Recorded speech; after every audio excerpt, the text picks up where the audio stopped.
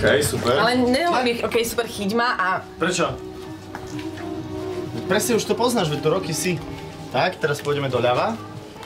Tu je už, áno, tu je už... Nie, tak. Tu je schod. OK.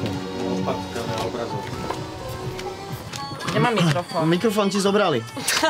Už nechcem, aby si hovorila. No, skús. Á, dobre, to je ono. Červená!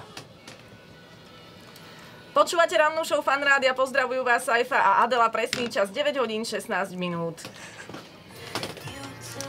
Trafila si to. Hej? Dalo sa. Dalo sa. Jakže dalo sa? Mohla si trošku skôr skončiť, že si sa nepozerala na čas. No som sa nepozerala. Tak to viem. O tomto čase by som už mala 800 SMS-iek čeknutých. Aha, tu mám mobil, už by som to mala všetko čeknuté, mala by som maily poslané. Nemám, no. Myslím, že ma to priučilo takej trpezlivosti.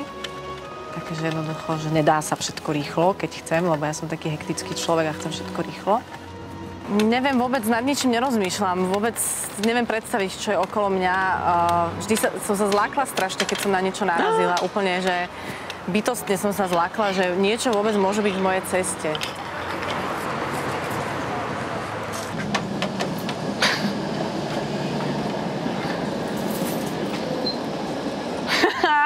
Banán. No jasne, nektarinku cítim. Strašne je to milé, lebo broskyne sú také chlpaté a mám pocit, že sú to také zvieratka malé.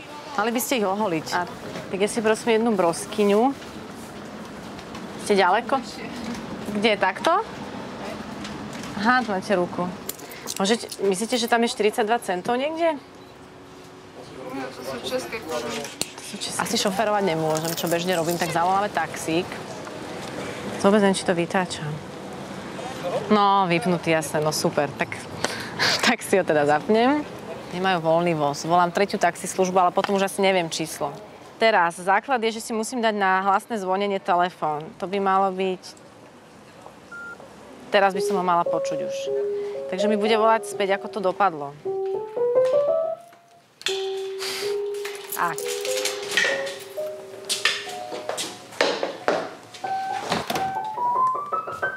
To není C-dur. To je strašne ťažké. A mám pocit, že si moja hlava na to normálne tak nejak zvykla. Tak takto dlho som asi ešte ani nevydržala. To je podľa mňa preto, že celý deň nepozerám. Ja odpadnem. No toto som ako tak zvládla. Ale časom by som to našla. Malo to svoje čaro, akože nechcem vyzdvihovať teraz nejaké pozitíva, niečoho, čo možno mnohí považujú za handicap, ale malo to svoje také pekné momenty. Bol to veľký zážitok.